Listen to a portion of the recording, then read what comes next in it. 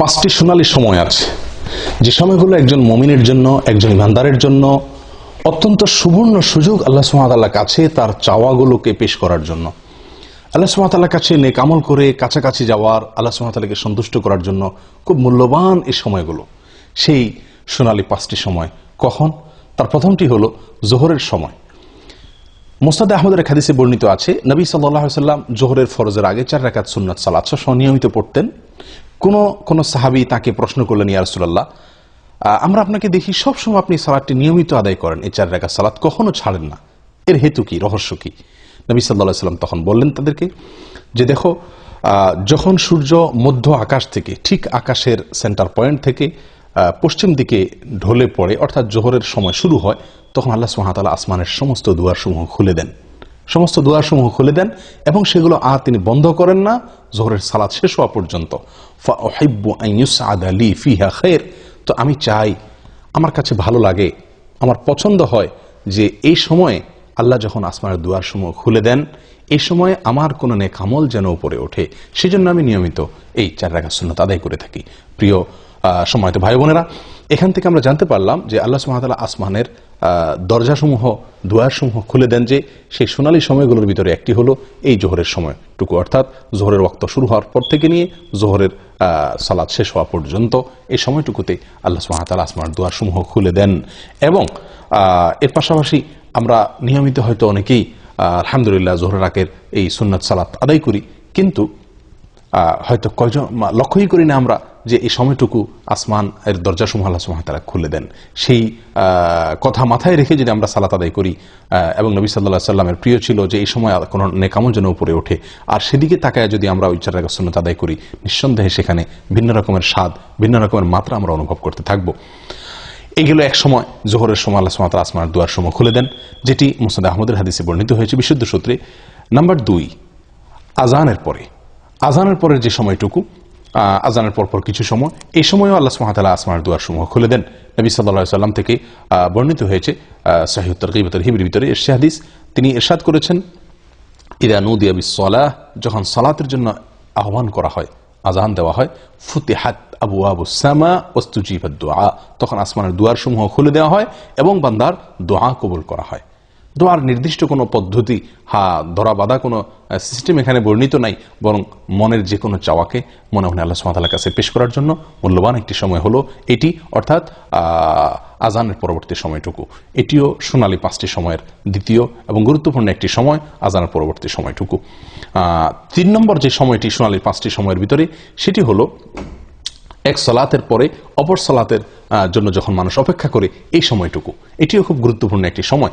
সূরা ইবনে মাজাহ হাদিসে বর্ণিত হয়ে আসছে, নবী সাল্লাল্লাহু আলাইহি ওয়াসাল্লাম বলেন, আবশিরু হাযা রাব্বুকুম, তোমরা সুসংবাদ গ্রহণ করো, এই যে তোমাদের রব কদ ফাতাহা বাবা মিন আবওয়াবিস সামা, আসমানের দুয়ারসমূহের মধ্য থেকে একটি দরজা তিনি খুলে দিয়েছেন, এবং ইউবাহি বিকুমুল মালাইকা, তোমাদের নিয়ে ফেরেশতাদের সঙ্গে তিনি গর্ব করছেন, বলছেন যে দেখো, আমার বান্দারা আমার নির্ধারিত ফরজ সালাত আদায় করার পরে অন্য ফরজের জন্য তারা অপেক্ষা করছে। প্রিয় বন্ধু, তাহলে এক ফরজ আদায়ের পরে অন্য ফরজের জন্য যখন মানুষ অপেক্ষা থাকে, ওই সময় আল্লাহ সুবহানাহু ওয়া তাআলা আসমানের দুয়ার খুলে দেন। এটিও সোনালী সময়সমূহের মধ্যে থেকে একটি।